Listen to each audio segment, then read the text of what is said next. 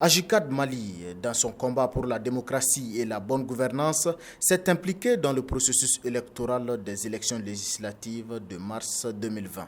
Ce mercredi 29 avril 2020, c'était la conférence de presse de l'Ajikad pour rencontrer les hommes de médias afin de rendre compte des activités qu'elle a menées pour le bon déroulement des deux tours du scrutin. Respect des mesures bannières, mot de bienvenue, la directrice de l'Ajikad Mali, Adam Diko, a donné des détails sur l'ensemble des activités menées par son organisation dans les 6 régions d'intervention de l'Ajikad. Pour ces élections législatives, l'enjeu était de taille. Ajikad n'est pas resté en marge.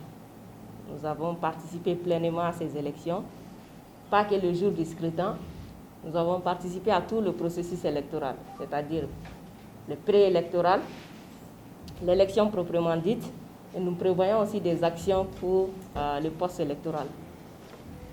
La directrice n'a pas manqué de souligner le contexte de pandémie de Covid-19 tout en justifiant l'implication de l'Ajikad Mali dans le processus électoral.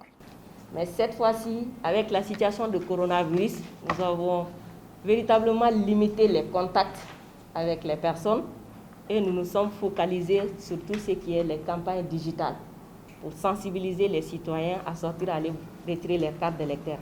En plus des campagnes digitales, nous nous sommes focalisés aussi sur les médias, notamment les télés. Donc nous avons fait des spots de sensibilisation pour dire aux gens de sortir et aller retirer leurs cartes d'électeurs tout en respectant les mesures barrières.